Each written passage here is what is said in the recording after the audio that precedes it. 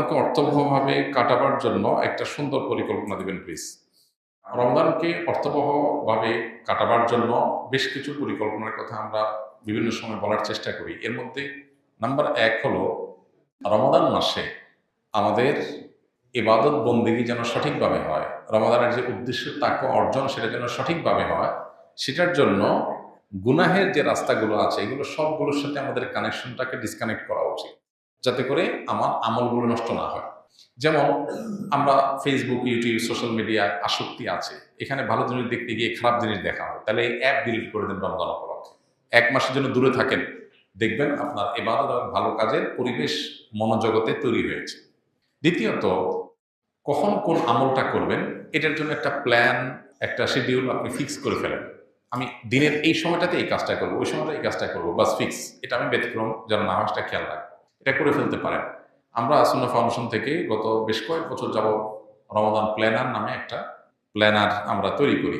এবছর সেটা ডাবল কলাবরি করেছি। আমরা আগের জিনিসপত্র পরিবর্তন করে নতুন অনেক জিনিসপত্র দিয়ে সেটাকে আমরা তৈরি করেছি। এটা যদি পরিপূর্ণভাবে কেউ ফলো করে, ইনশাআল্লাহ তার রমাদানটা যথেষ্ট অর্থবহ হবে আমরা বিশ্বাস করি।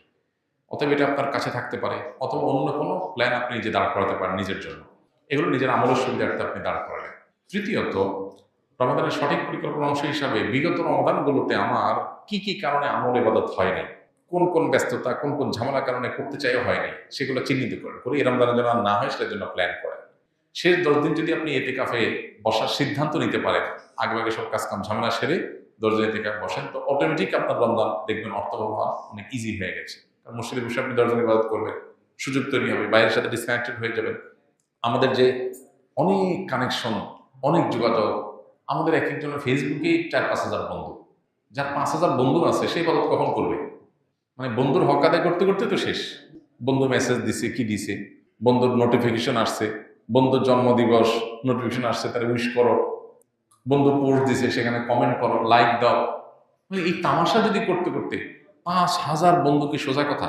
এই জন্য আমরা যদি এই সমস্ত কানেকশনগুলো থেকে একটু সরে আসতে পারি, এতে কাফে বসেন শেষ 10 দিন, আরো সম্ভব হলে 20 দিন বসেন, দেখবেন আপনার আমল নেই করা সহজ হবে। এই জগতের ব্যস্ততাগুলো থেকে সরানো ছাড়া আমলের পরিবেশ আসলে খুব বেশি হয় না। এর জন্য সৎসাহস দরকার, সঠিক হিম্মত দরকার। আমরা রমাদানকে কেন্দ্র করে এই জন্য 3টা বই লিখেছি আলহামদুলিল্লাহ। একটা হলো রমাদান প্ল্যানার, যেটার কথা বললাম। একটা হলো মাহে রমজানের সাথে আমল, এটা আরেকটা বই ছোট্ট। আরেকটা হলো তারাবিতে প্রতিদিন কি পড়া হয়। সব মসজিদে বাংলাদেশে একই নিয়মে তারাবি হয়, একই নম্বর পারা চলে। ওই পাড়ার নির্যাস কি সেটা আমরা ওখানে উল্লেখ করেছি, তারাবি সালাতে কোরআনের বার্তা এই বইয়ে। এটা যদি নিয়মিত পড়েন তাহলে কোরআন সম্পর্কে আপনার ধারণা হয়ে যাবে। তেলাওয়াতের পাশাপাশি অর্থটা বোঝার তৈরি হবে, কোরআন আল্লাহ কি বলেছেন পুরো রমজানে আপনার সামনে জানাটা সহজ হবে। আল্লাহ তাআলা আমাদেরকে অর্থবহ রমাদান কাটাবার তৌফিক দান করুন। আমি একজন আলিয়া মাদ্রাসার শিক্ষার্থী। কিছুদিন আগে আমি একটি মেয়ের সাথে অবৈধ সম্পর্কে লিপ্ত হই।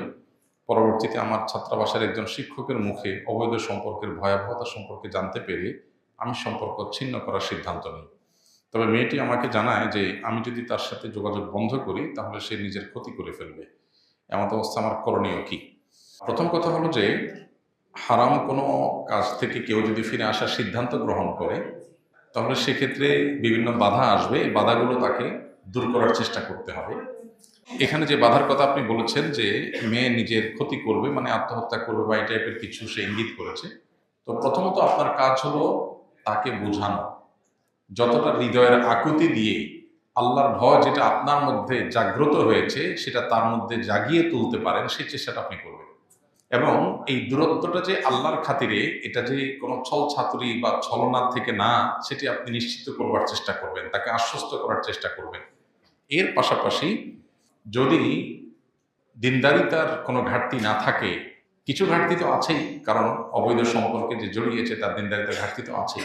তারপরে যদি আপনার সব হিসাব নিকাশ মেলাবার পর মনে হয় যে একটা দিনদার জীবনসঙ্গী হিসাবে তার সাথে জীবন পার করা যায়, তাহলে সেক্ষেত্রে প্রয়োজনে সকল সম্পর্ক দূরে রেখে বৈবাহিক এবং হালাল সম্পর্কের জন্য সিদ্ধান্ত গ্রহণ করবেন এবং সেদিকে অগ্রসর হবেন।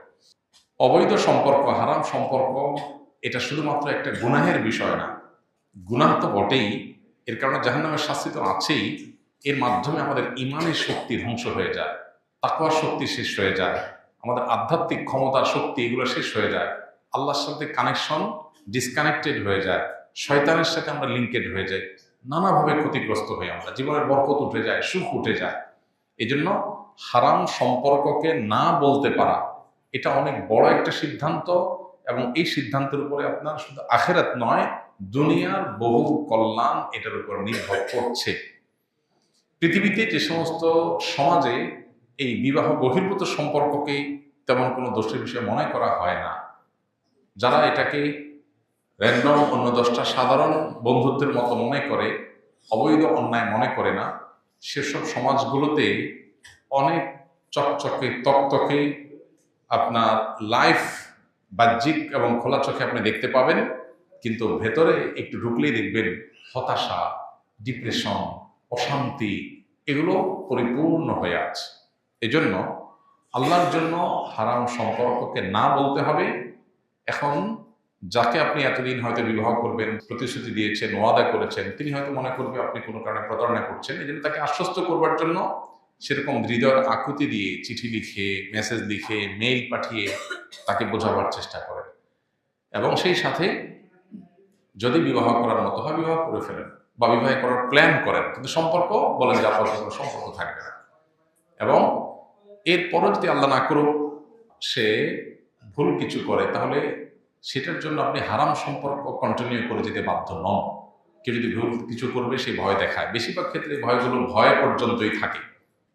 তারপরেও আল্লাহর অবাধ্য হওয়ার কোনো সুযোগ নাই কোনো মানুষের দিকে তাকিয়ে।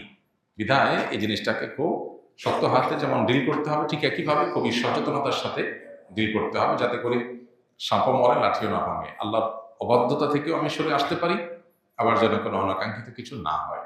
যদি আমি দুইটাকে একসাথে কম্বাইন করে বা আপনার দুইটাকে একসাথে আমার কনসিডারেশনে এনে আমি করতে না পারি, তাহলে আমি কনসিডার করবো আল্লাহর বিধান। সো আল্লাহর বিধান রক্ষা করতে গিয়ে যদি কোনো মূল্য দিতে হয়, ফাবিহা ওয়া নি'মা, আমি প্রস্তুত, এতটুকু থাকতে হবে। এটাই হল তাকওয়ার দাবি।